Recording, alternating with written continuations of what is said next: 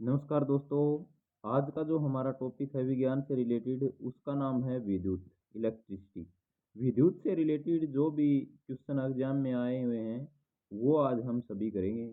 यह क्लास हमारी Haryana group D CET के लिए, सीईटी मेंस सी ग्रुप के लिए, एचएसएससी का कोई भी एग्जाम हो उसके लिए, एसएससी का कोई भी एग्जाम हो उसके लिए, दिल्ली पुलिस, चंडीगढ़ पुलिस, सभी के लिए और सभी राज्यों के लिए जो भी परीक्षा होगी उसके लिए यह क्लास बहुत ही महत्वपूर्ण साबित होने वाली है। तो इसलिए हमारे साथ इस क्लास में अंत तक जुड़े रहें।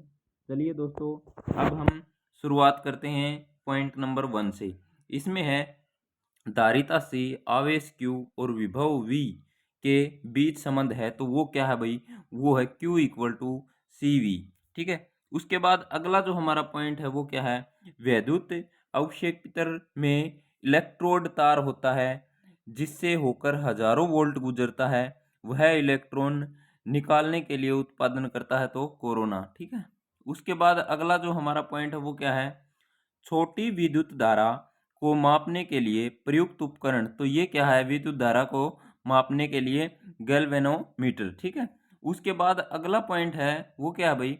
वो है जब दो प्रतिरोधकों को परस्पर में संयोजित किया जाता है तो उनमें समान रहता है। क्या समान रहता है? विभवांतर। ठीक है।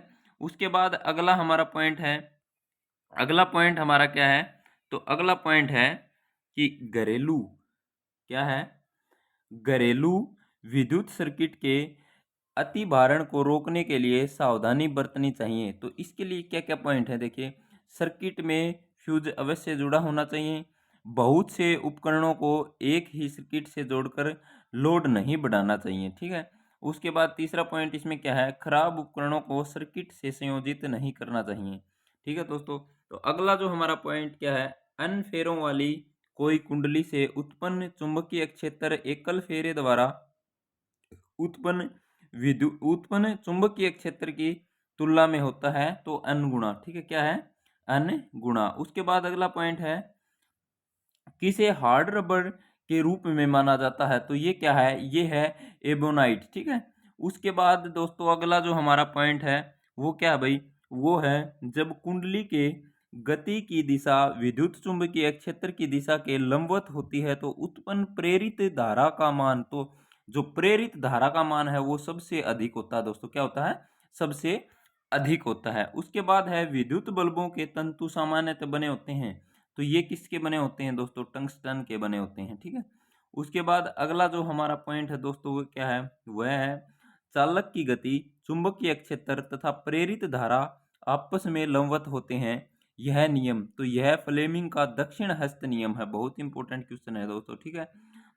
फ्लेमिंग का दक्षिण हस्त नियम। उसके बाद अगला जो हमारा पॉइंट है वो क्या है? एक धातु के चालक का प्रतिरोध होता है उसकी लंबाई के समानुपाती। क्या होता है दोस्तों? उसकी लंबाई के समानुपाती होता है दोस्तों। उसके बाद अगला जो हमारा पॉइंट है वो क्या है? वह है जब जब दो प्रतिरोधों R1 व R2 को श्रेणी में जोड़ा जाता है तो उनका तुल्य प्रतिरोध R1 प्लस R2 क्या होगा? R1 plus R2।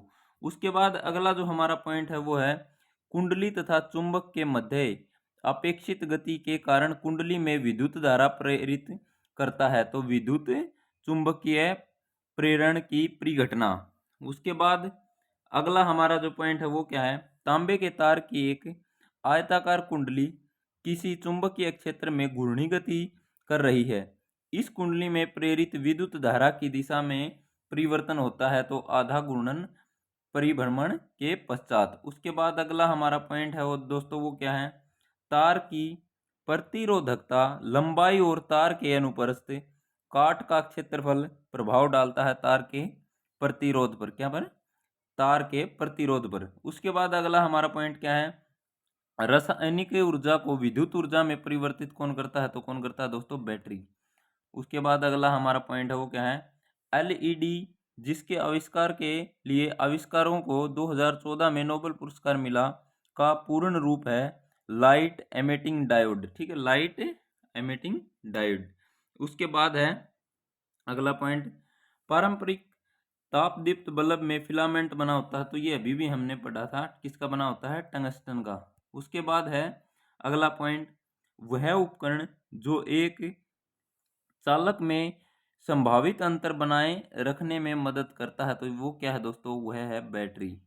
उसके बाद हमारा अगला पॉइंट है दोस्तों, अगला पॉइंट क्या है, अगला पॉइंट है धारिता सी के संधारित्र में संचित ऊर्जा E का संधारित्र में संभावित अंतर के बीच संबंध है, तो 2E equal to CV square, 2E equal to CV square.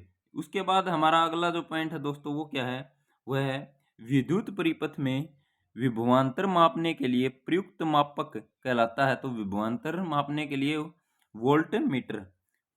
उसके बाद अगला हमारा पॉइंट है वह है, हम विद्युत चालक में विद्युत धारा की तुलना कर सकते हैं नदी में जल धाराओं से, ठीक है, नदी में जल धाराओं से। उसके बाद अगला हमारा पॉइंट है दोस्तों, वो क्या है, फ्लेमिंग के वाम हस्त नियम लेफ्ट हैंड रूल में विद्युत धारा को प्रदर्शित करती है, तो जो मध्यम जो उंगली है वो किसको प्रदर्शित करती है, विद्युत धारा को प्रदर्शित करती है दोस्तों। उसके बाद अगला हमारा पॉइंट है वो क्या है, लिंक्ड कैपेसिटर का वर्णक करने के लिए बैटरी शब्द गढ़ा था बेंजामिन फ्रैंकलिन, ठीक है, बेंजामिन फ्रैंकलिन। उसके बाद अगला पॉइंट है बेंजामिन फ्रैंकलिन की वह गतिविधि जिसने उन्हें बिजली की बेहतर समझ प्राप्त करने में मदद की और अंततः बिजली की छड़ के आविष्कार के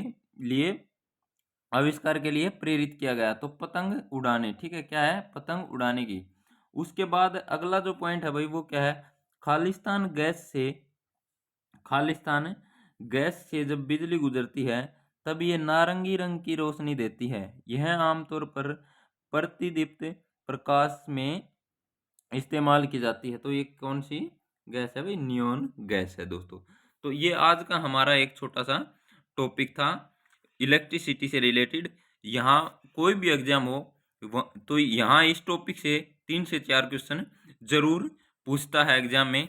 तो आशा करते हैं कि आपको वीडियो पसंद आई होगी। अगर वीडियो पसंद आई हो तो आप ज़्यादा से ज़्यादा शेयर कीजिए, ठीक है, हमारे चैनल को सब्सक्राइब करके बेल आइकन ज़रूर दबा लें ताकि आने वाली नोटिफिकेशन का आपको पता चल सके। धन्यवाद दोस्तों।